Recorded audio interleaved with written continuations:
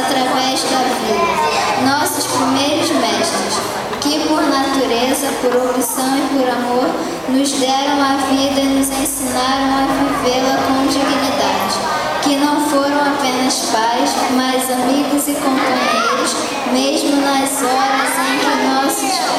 ideais pareciam distantes e inatingíveis, e o estudo um fardo pesado demais. Oferecemos a vocês o título que conquistamos, pois foram vocês os verdadeiros professores de nossa